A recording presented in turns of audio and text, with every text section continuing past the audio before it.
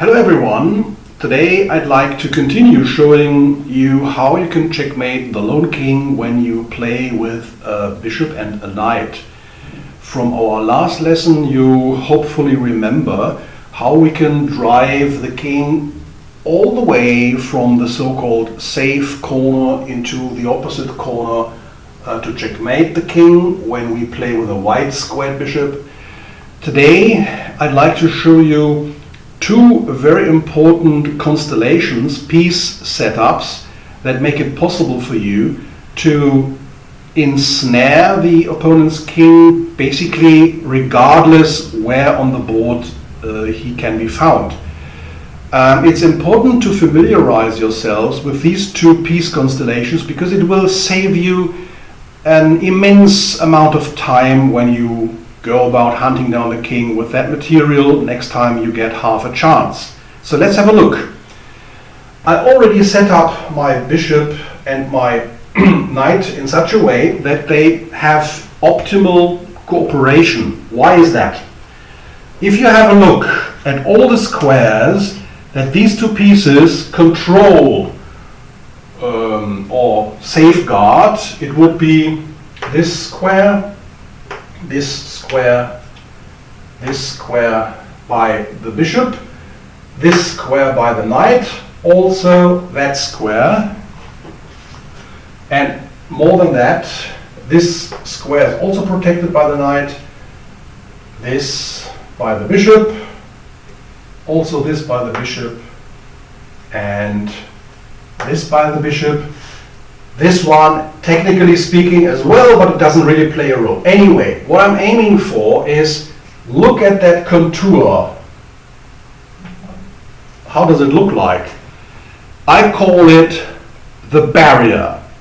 Basically, these two pieces alone control this number of squares and make it very hard for the king, once he's caught behind the barrier, to ever escape.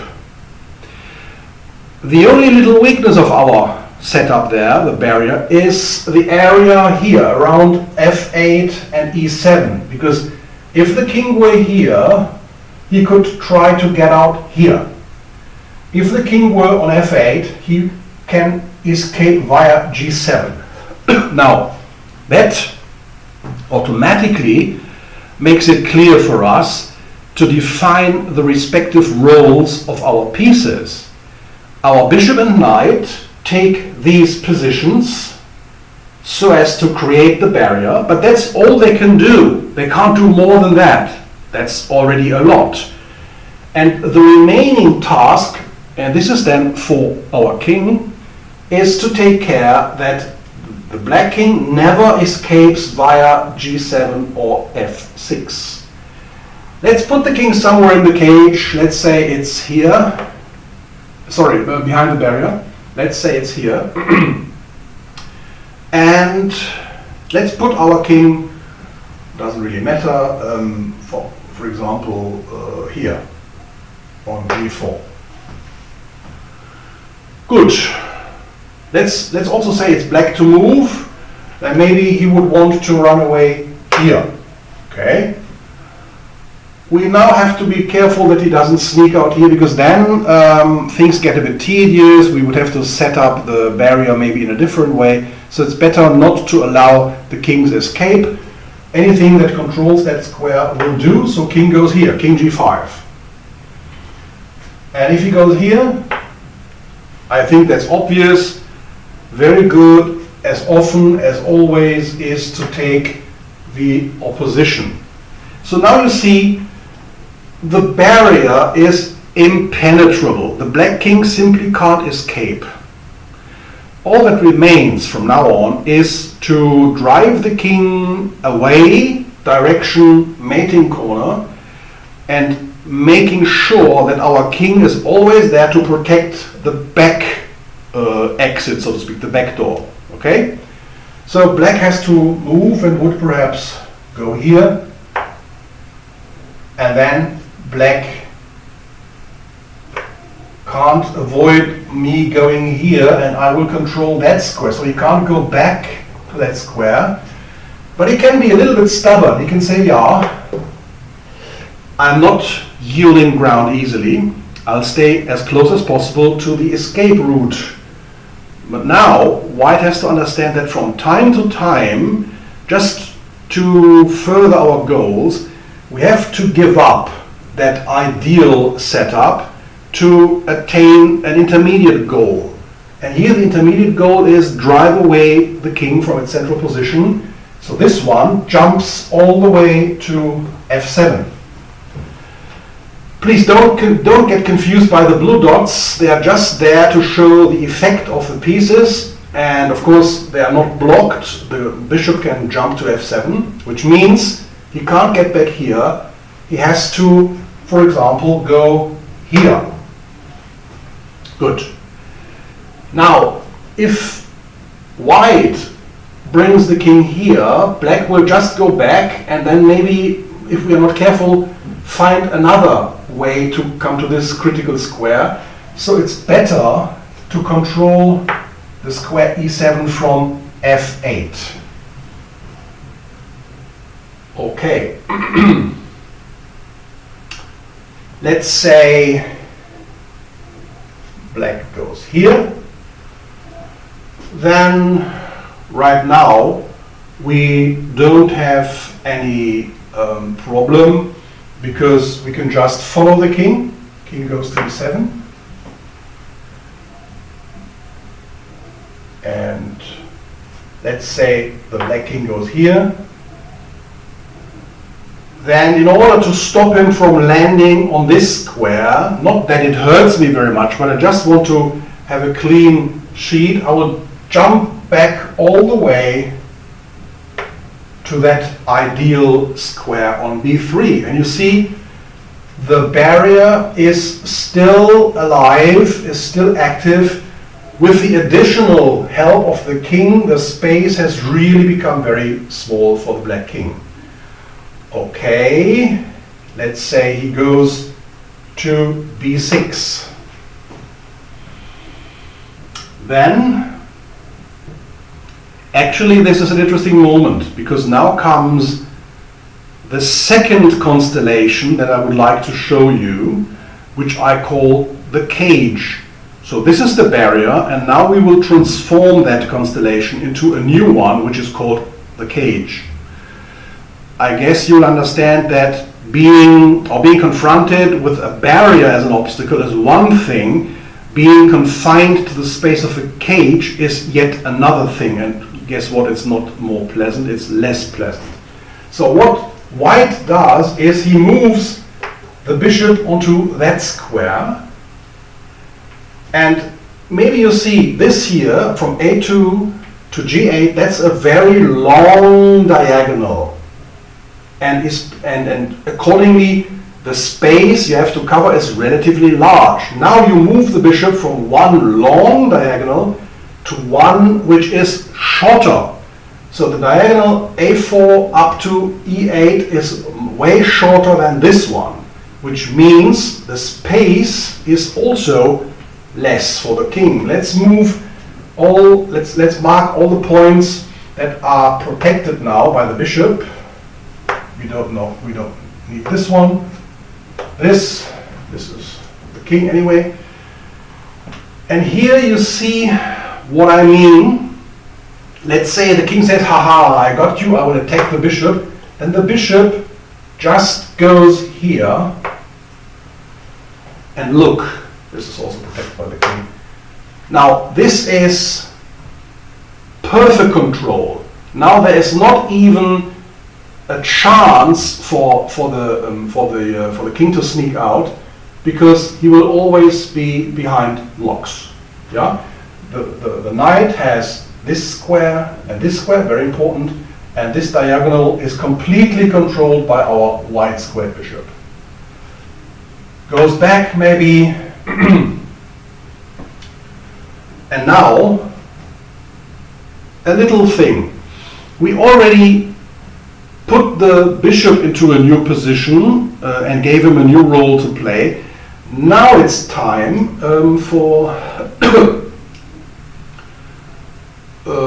for our knight to find a new role, but of course we have to be a little bit circumspect about it. Let's say we go here with a king. Yeah, it's always a good idea to bring the king nearer, and then perhaps the king will go up. And now all I have to do is bring the knight here, king goes back, knight goes here, gives a check.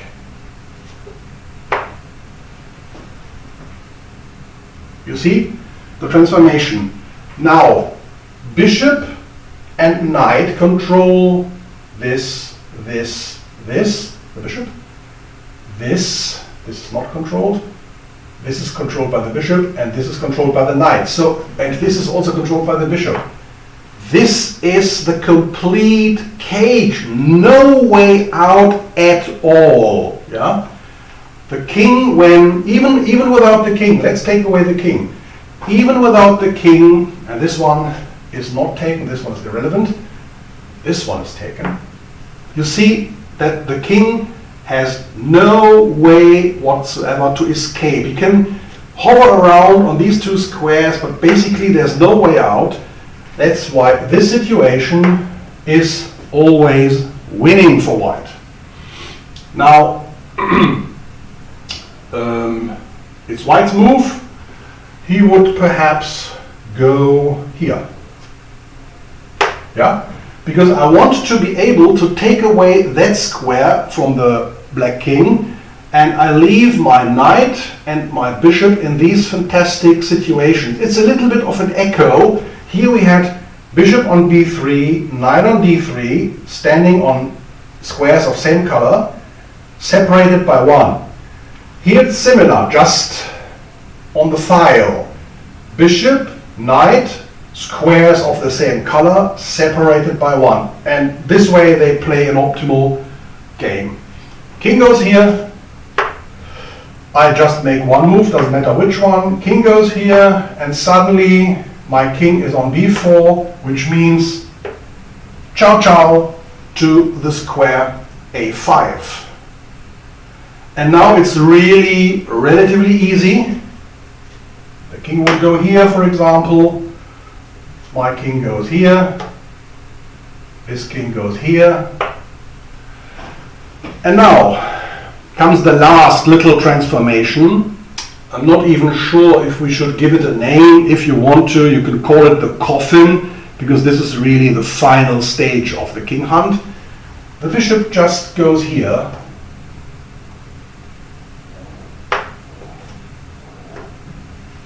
And we mustn't be afraid of the king attacking the bishop, because he will only retreat to a6. And you see, nothing to be done. Controlled, controlled, controlled, controlled. So king can go here, for example. I go here. If he goes back, I go here. Then the king will go here, for example. And now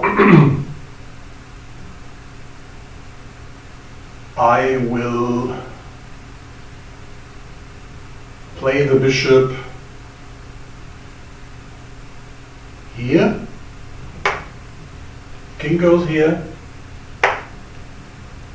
My bishop goes here, because I want to control that square.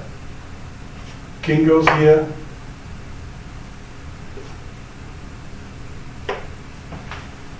Knight to b4, king goes here,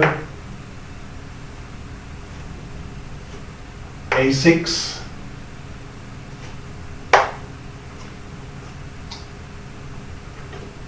mate.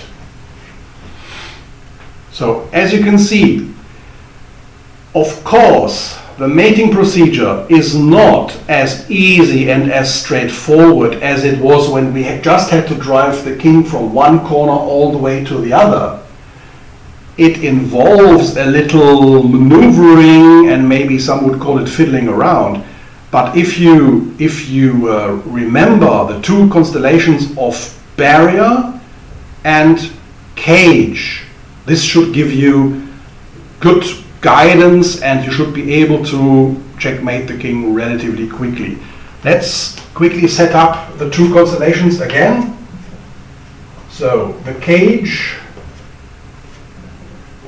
the barrier is like this. Yeah, that's called the barrier.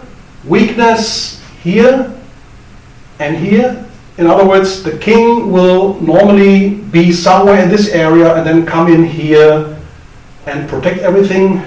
And then finally, you can shift the structure